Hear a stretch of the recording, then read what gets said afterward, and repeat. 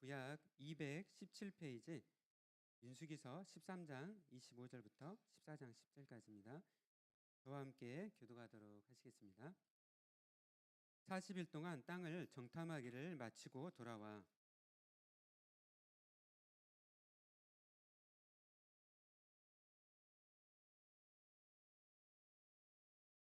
모세에게 말하여 이르되 당신이 우리를 보낸 땅에 간즉 과연 그 땅에 젖과 꿀이 흐르는데 이것은 그 땅의 과일이니이다.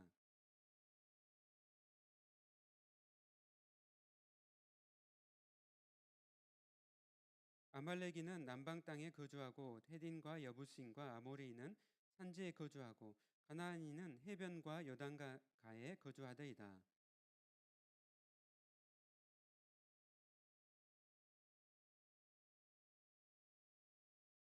그와 함께 올라갔던 사람들은 이르되 우리는 능히 올라가서 그 백성을 치지 못하리라. 그들은 우리보다 강하니라 하고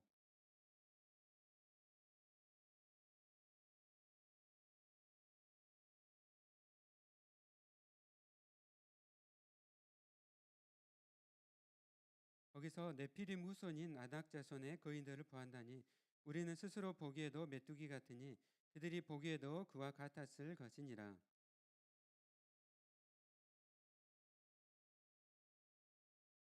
이스라엘 자손이 다 모세와 아론을 원망하며 온 회중이 그들에게 이르되 우리가 애굽 땅에서 죽었거나 이 광야에서 죽었으면 좋았을 것을.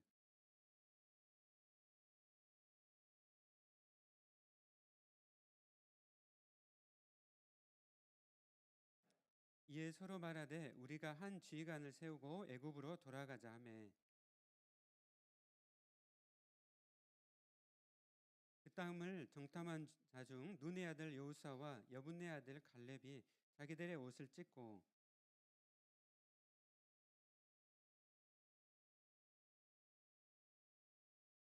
여호와께서 우리를 기뻐하시면 우리를 그 땅으로 인도하여 들이시고 그 땅을 우리에게 주시리라. 이는 과연 젖과 꿀이 흐르는 땅이니라.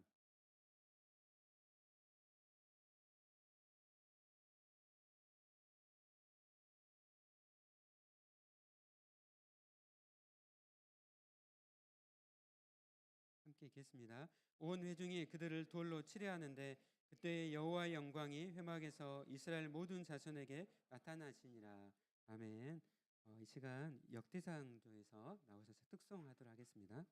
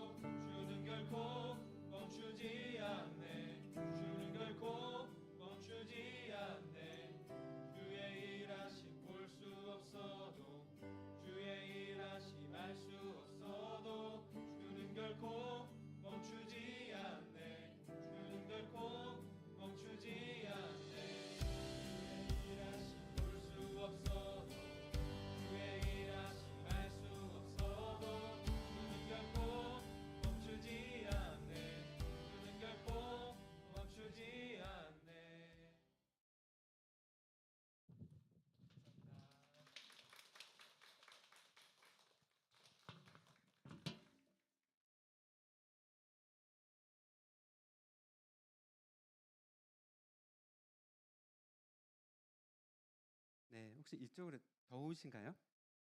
에어컨 있어가지고 괜찮으세요? 이쪽 하나만 틀어놓겠습니다.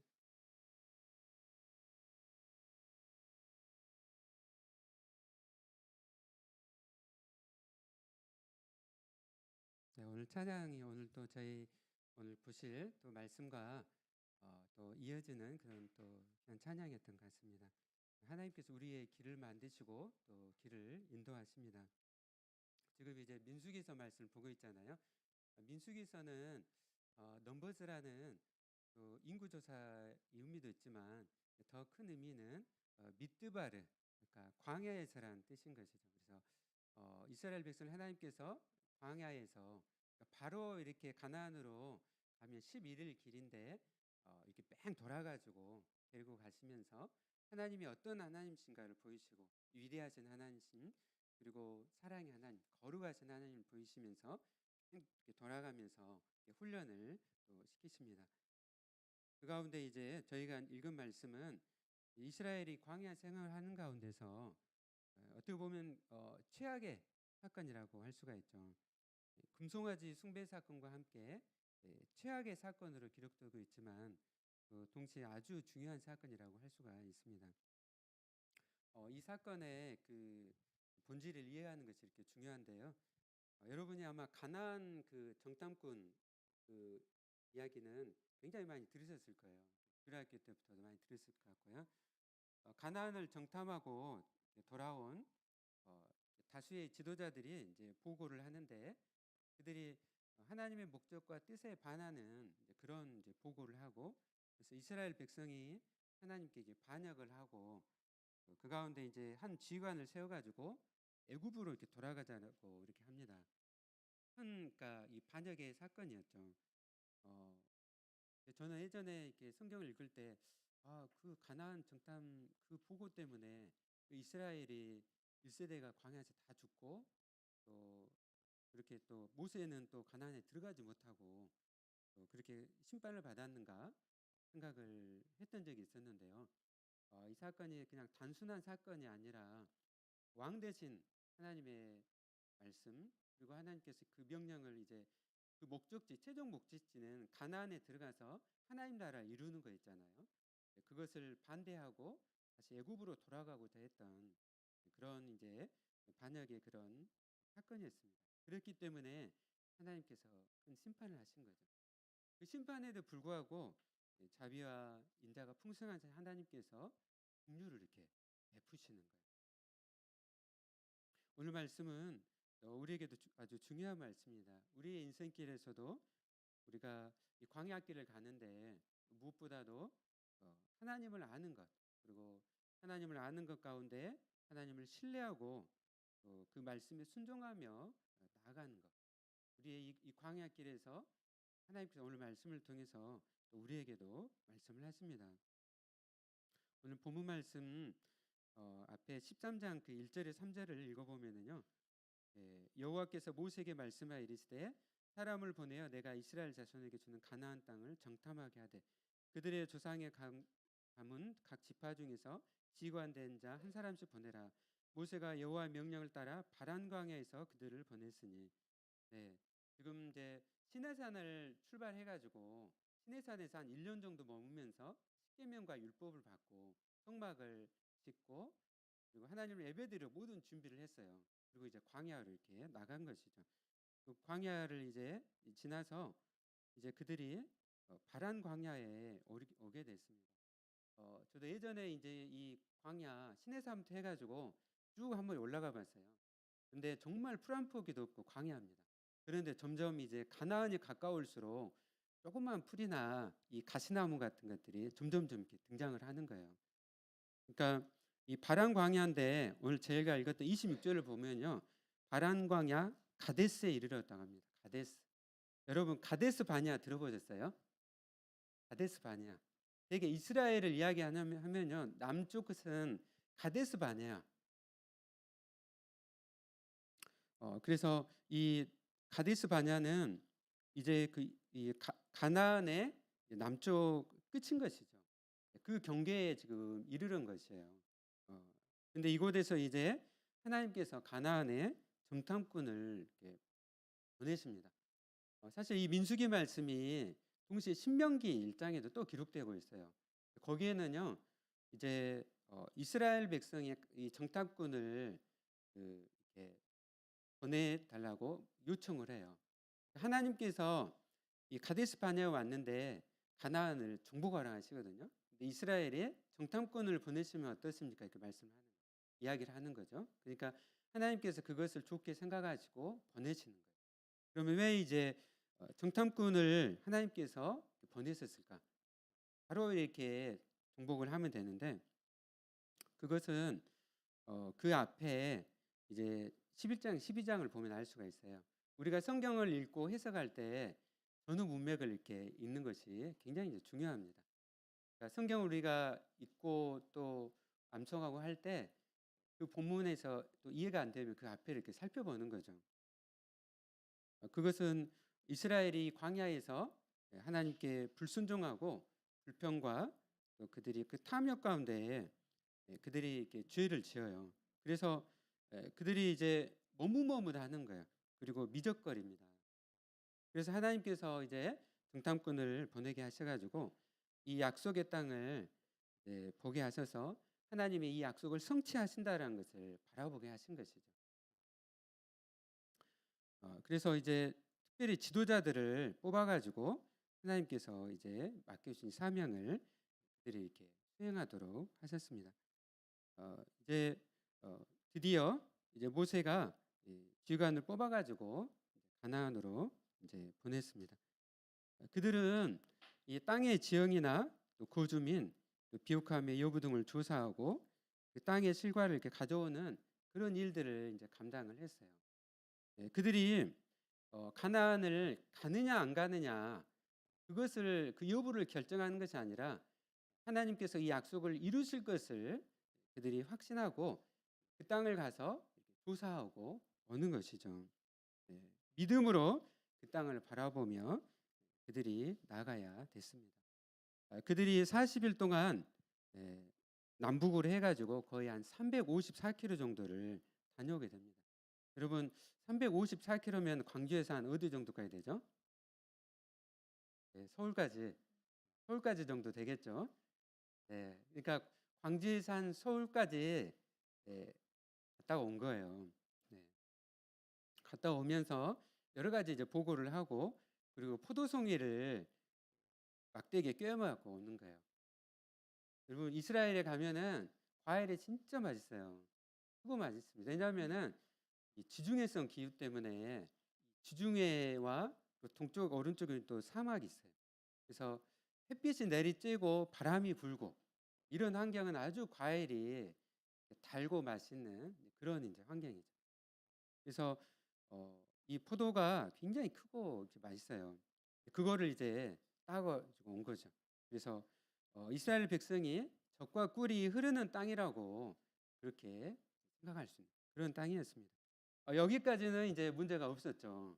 여기까지는 그들이 이 관찰한 사실에는 전부 다 12명이 여기에는 다 똑같았어요.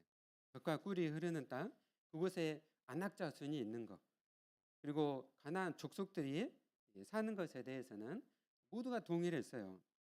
근데 문제는 어디서 시작이 됐죠?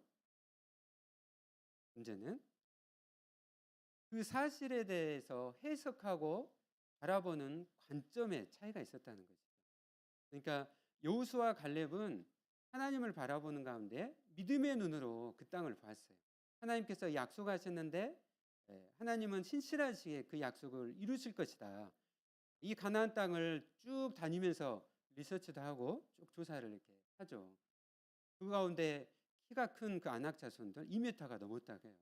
그리고 막 고대 오래된 그런 성벽들 그걸 보면서 하나님께서 약속 가운데 이곳을 정복해 하실 거라고 믿음의 눈으로 봤어요.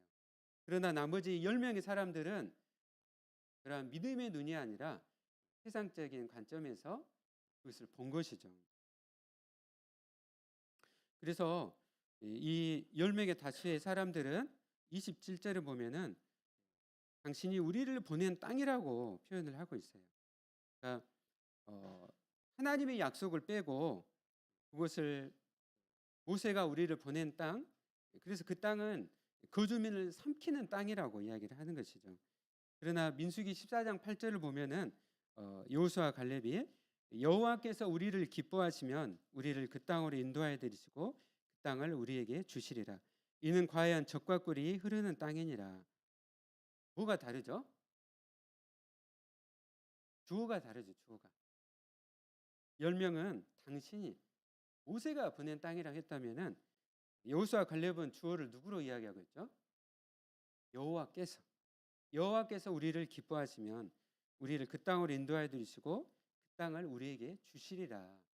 하나님의 눈으로 바라본 것이죠. 하나님께서 약속을 하시고 반드시 그 약속을 이루신다는 것이죠. 이 문제는 표면적으로 보이는 것에 있지 않고 약속하시고 역사하시는 신실하고 전능하신 하나님께서 함께 하신다는 것, 그리고 그것을 자신의 삶에 적용하는 데 있는 것이었죠. 우리의 살아가면서 우리 삶에서도 마찬가지입니다. 이 보여지는 현상들과 사실들은 똑같아요. 그러나 그것을 보면서 우리가 어떻게 해석하느냐, 어떤 관점으로 보느냐에 따라서 달라지는 것이죠.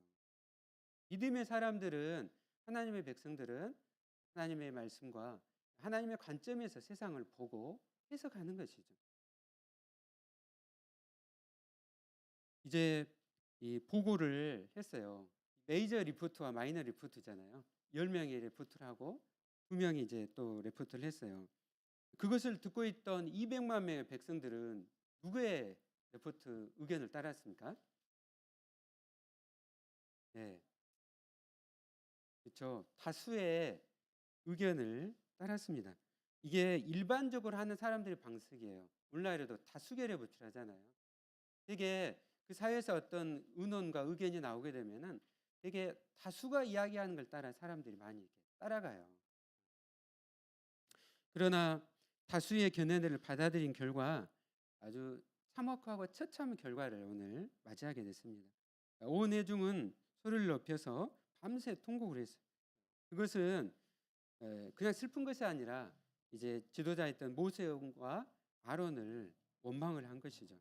그 가운데 인도하신 그 하나님을 그들은 경멸하고 하나님을 악한 하나님이라고 묘사를 하고 있습니다.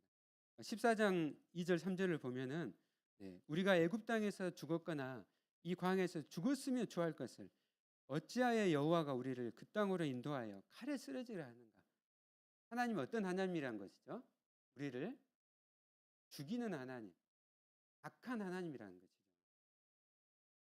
그 이야기를 이제 10명의 레포트를 듣고 그들 마음에 이제 이 부정적인 생각들이, 또 그 안에 두려운 생각들이 이제 전파가 되면서 삽시간에 그냥 이렇게 전파가 된 거예요.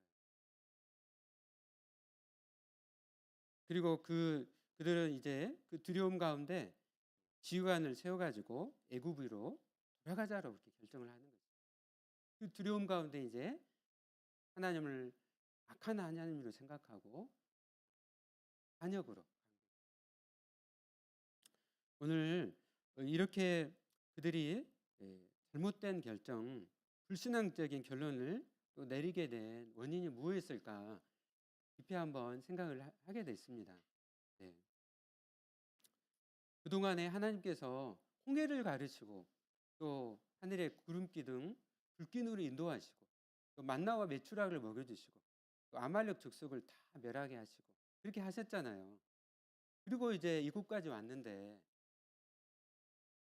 이들이 이런 결정을 하게 된 것이 무엇일까 생각을 했을 때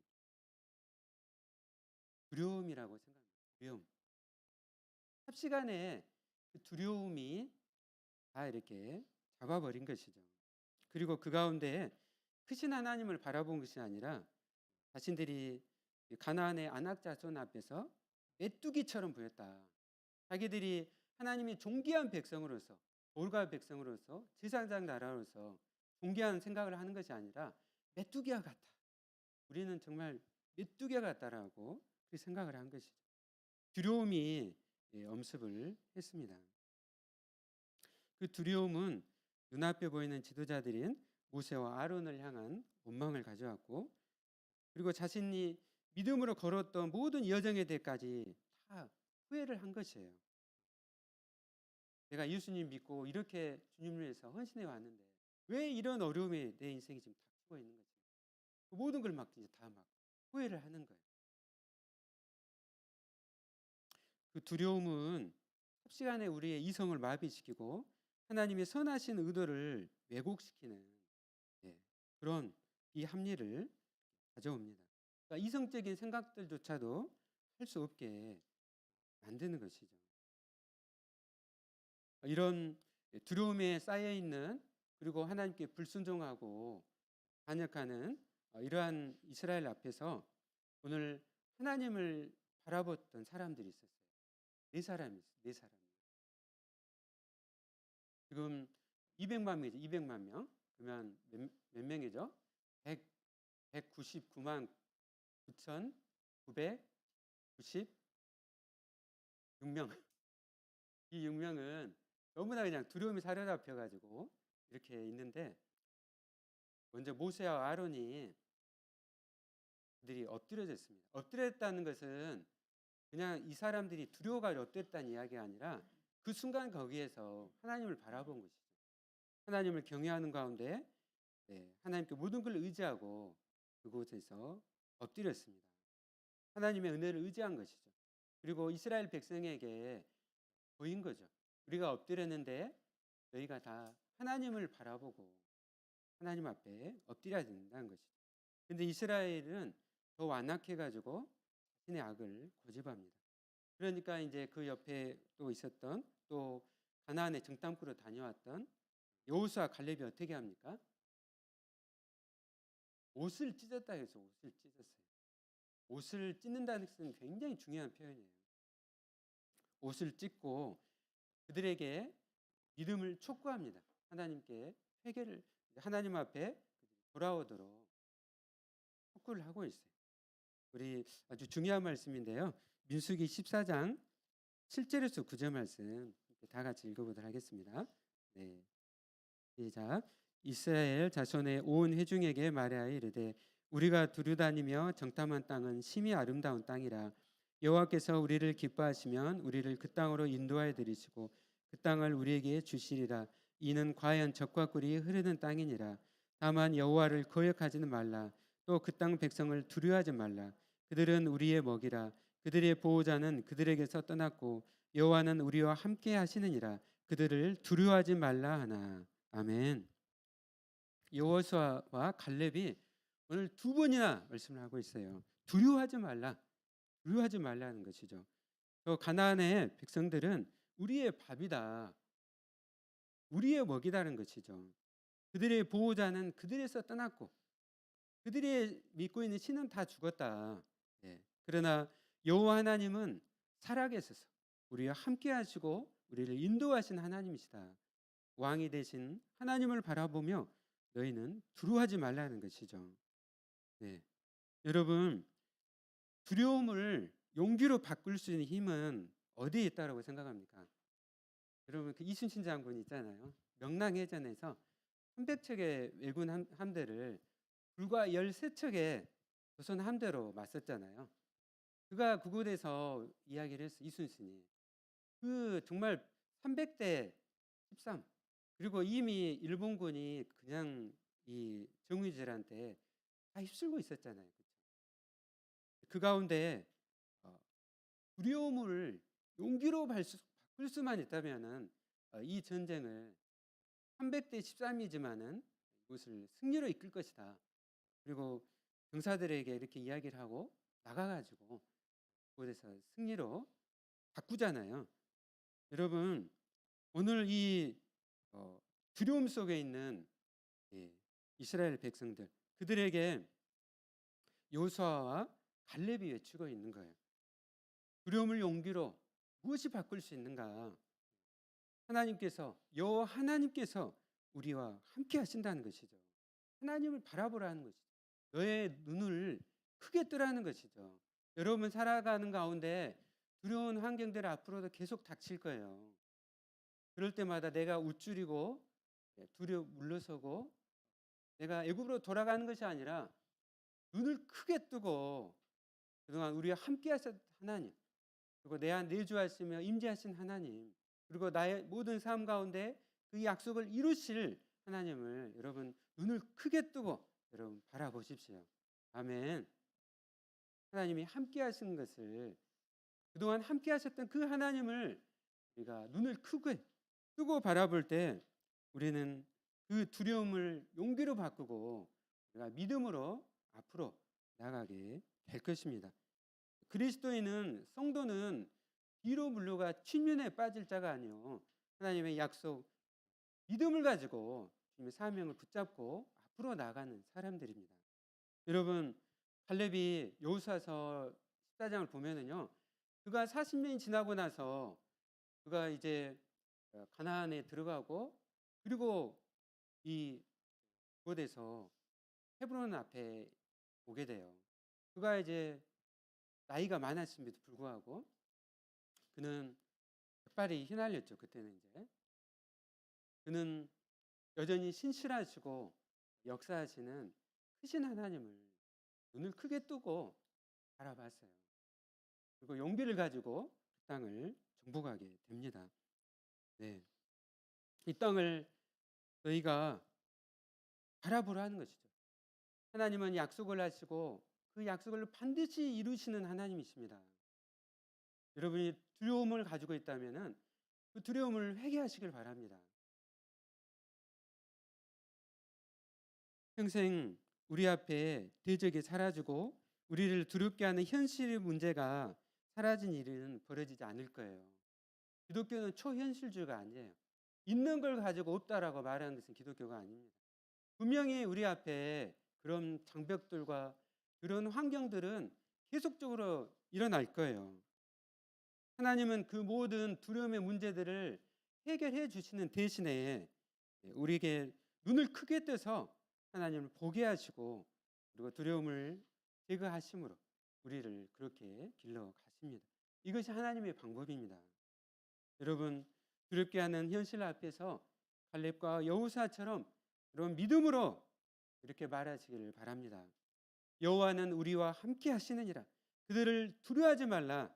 아멘. 여러분 인생을 이끌고 가고 있는 힘이 두려움이 되지 않게 하십시오. 세상 사람들은 결혼식 날짜를 어떻게 잡아요? 세상 사람들은 주일에 또 막 해가 없는 날 막 그런 날을 막 잡잖아요. 두려움이 사로잡고 있어요. 두려움. 그러나 우리는 두려움에 사로잡힌 사람이 아닙니다. 우리는 믿음의 실체요, 살아계신 하나님을 우리는 바라보며 그 가운데 우리는 말씀 가운데 순종하며 나간 사람입니다. 우리는 인생을 그래서 두려움이 아니라 헤쳐가면서 앞으로 나가는 사람들이죠. 세상 사고 방식이나 세계관은요, 폐쇄적인 세계관이에요. 운명론적 세계관. 기독교적인 세계관은 우리 하나님께서 함께 하실 것을 믿기 때문에 우리는 두려운 환경들은 여전히 내 앞에 몰려오지만 그것을 넘어서고 개척하며 나가는 것이죠. 디모데후서 1장 7절에서 우리에게 말씀합니다. 하나님이 우리에게 주신 것은 두려워하는 마음이 아니요 오직 능력과 사랑과 절제하는 마음이니. 아멘.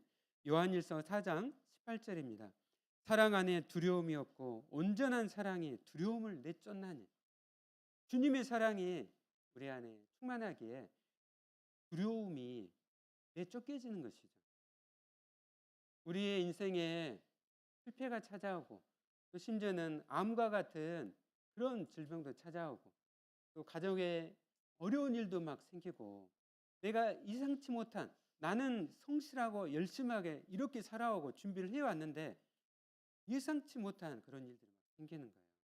그러나 우리는 믿음의 눈을 바라봐야 하는 거예요. 이것은 우연이 아니다. 하나님의 사랑과 계획 가운데 있고, 그래서 나는 오직 이 순간에 주님만을 바라보고 믿음으로 나아가리라. 갈렙과 여호수아는 그래서 다수를 따르는 대신 하나님을 온전히 따랐습니다. 하나님을 아는 사람은 이제는 대세가 어떠하든지 홀로 서서 자기 하나님을 온전히 이제는 따라가게 돼요. 사랑하는 여러분, 말씀을 마치도록 하겠습니다. 네, 여러분 한 사람 한 사람 전부 다 놓여진 상황들이 전부 다 다를 거예요. 그러나 동일한 것은 우리 사랑의 하나님, 전능하신 하나님, 신실하신 하나님이 우리와 함께 하시고 하나님 주신 그 약속 가운데 우리 인생을 이끌어가고 계심을 여러분 믿으시길 바랍니다. 우리 다 같이 함께 하나님께서 우리에게 주시는 공동체, 교회 가운데 주신 하나님 주신 이 사명, 이웃을 사랑하고 우리 삶을 내어주며 또 선교 사명을 감당하시는 저와 여러분 되시기를 예수님의 이름으로 축원합니다. 아멘. 우리 함께 오늘 말씀을 붙잡고 전능하신 나의 주 하나님은 이렇게 찬양하도록 하겠습니다.